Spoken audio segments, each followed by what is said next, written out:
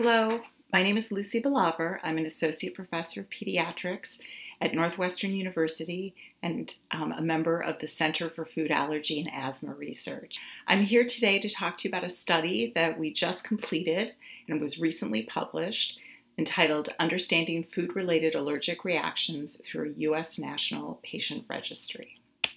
So the results of this study were published just yesterday in the Journal of Allergy and Clinical Immunology in Practice.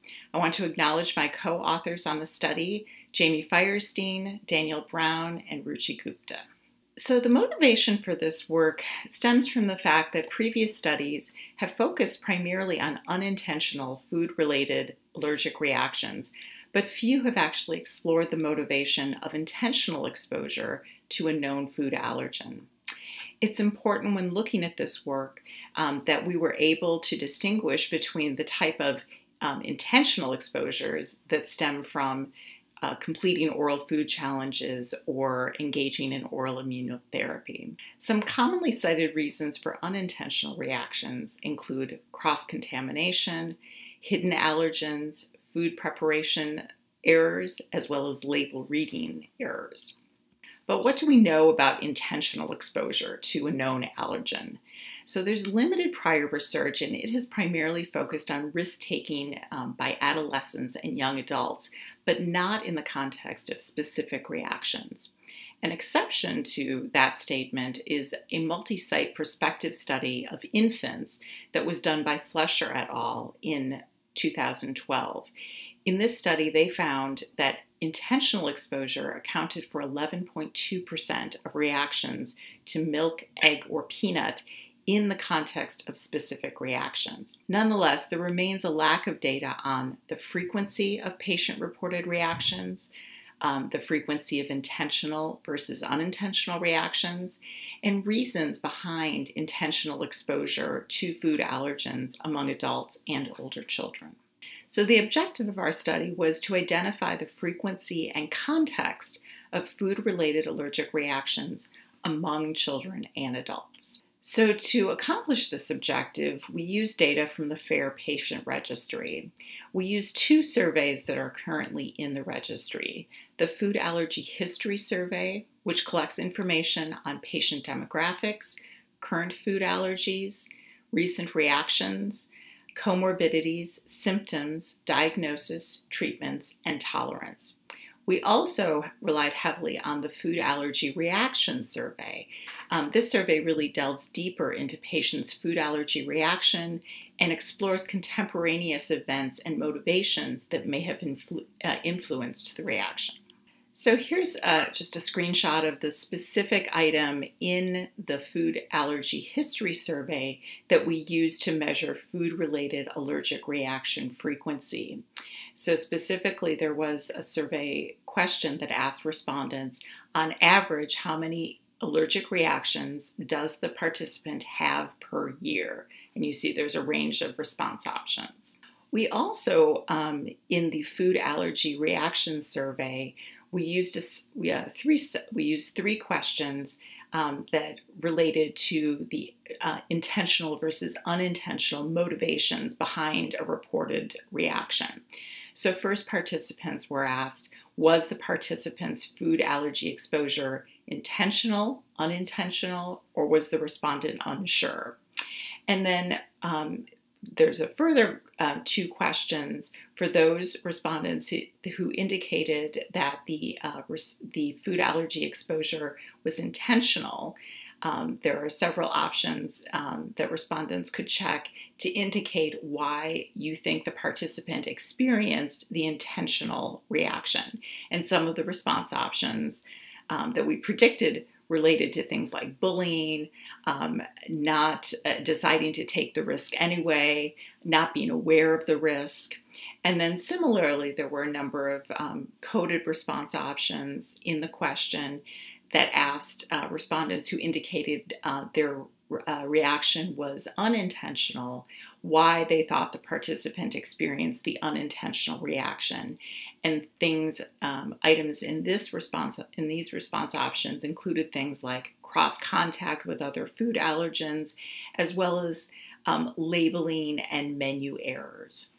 So as of September 2019, data was available from 4,075 registry participants in the food allergy history survey. And we found that at that point in time, with those 4,075 registry participants, 2/3 were parents or legal guardians of food allergic children, whereas 1/3 reported their own food allergy. The majority of the participants were female, they were white, they were non-Hispanic or Latinx, and they were under 18 years of age at the time of online registration. The majority of the respondents also reported multiple food allergies, specifically 78.7%, with approximately 2/3 reporting a peanut allergy or a tree nut allergy. Then, of those 4,075 respondents in the food allergy history survey, 3,054 of those participants also completed the food allergy reaction survey. So we used a sample of 1,847 parents or guardians and 1,207 self-participants that provided data from the food allergy reaction survey. Okay, so on to some results. So first I want to highlight the percentage of respondents reporting the average number of reactions per year. So we see that there is some variation across the different types of respondents, either the parent or guardians or the self-respondents. So specifically, we see approximately 46% of the parent or guardian respondents indicated that their children had less than one reaction per year on average. Another 14.3% indicated that they had one reaction per year, and 30.1% of the parent or guardian respondents indicated that their child had more than one reaction per year. The pattern was a little different among the self-respondents, where you can see that over half, so 52.4% of the self-participants in the survey indicated that they had more than one food allergic reaction per year. With respect to the reaction context, we see that there's a little bit more similarity between the two different types of respondents. So the vast majority of the reactions that respondents in the food allergy reaction survey reported were accidental reactions. So well over 70% in both groups of respondents indicated that the reaction that they were providing information on in the survey was indeed an accidental or unintentional reaction. Approximately equal numbers, but approximately 10% of the respondents did indicate that their reaction was intentional. So the exposure to the known food allergen was an intentional exposure.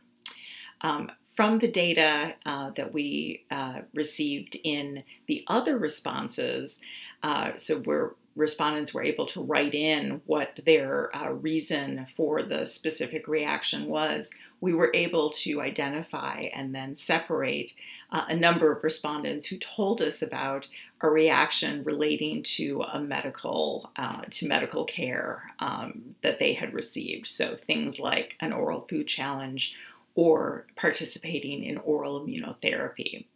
Respondents weren't entirely sure whether to call these things intentional or unintentional, and so it was with the benefit of the other write-in responses that we were able to identify these cases. Okay, so now moving on to the reasons for intentional reactions. And respondents were able to select more than one reason for an intentional reaction. First, I'd like to highlight the most prevalent response in each group. So we see that among the parent and guardian responses, 23.9% of those respondents indicated that they were unaware of the risk, and that was the most commonly reason given for an intentional reaction. The pattern looked very different among the self-respondents, so individuals with their own food allergy. So among these adults, 47.8% said that they decided to take the risk anyway, and this was the primary or the most prevalent reason for their intentional reaction. The one response that had the largest difference between the two groups was responding that you didn't believe the seriousness of the food allergy. This was a very uncommon response among the parent or guardian respondents, where only 3.7% indicated that this was the reason for the intentional reaction, compared with 19.5% of the self-respondents. Okay, moving on to the reasons for unintentional reactions. And these are reasons for reactions that I think we are much more familiar with from previous research. So we see that the most common response was indicated by both groups was that the reason for the unintentional reaction was cross-contamination. So 24.1% of the parent or guardian respondents indicated this was the reason for the unintentional reaction, compared with 32.2% of the self-respondents. But in both cases, cross-contamination was the most prevalent answer. The response that had the largest difference between the parents and guardians and the self-respondents was indicating that the food allergen was hidden in food or was not on a label. So 8.6% of the parent or guardian respondents indicated this was the reason for the unintentional reaction, compared with 21.5% of the self-respondents. So these data suggest that both children and adults are experiencing frequent reactions, most often due to unintentional exposures. We found that 1/3 of children and 1/2 of adults reported more than one reaction per year. So this is quite a large proportion. Food allergen exposure avoidance really remains challenging for a myriad of reasons. We did learn that the majority of the unintentional exposures are due to cross-contamination, labeling, and menu problems. We also found that 1 in 10 children and adults experienced an intentional reaction. Our data does agree with prior research that has shown a common reason behind intentional reactions in children is that the child has never experienced a serious reaction, and therefore the caregivers were unaware of the risk. Our study also provides new insight to the motivation of adults with food allergy, who are much more likely to report not believing the seriousness of the food allergy. So in conclusion, clinical and policy guidelines should address motivations behind both intentional and unintentional exposures to more accurately reflect the food allergic experience. And for this reason, patient-reported data really are critical to measure these motivations. Thank you.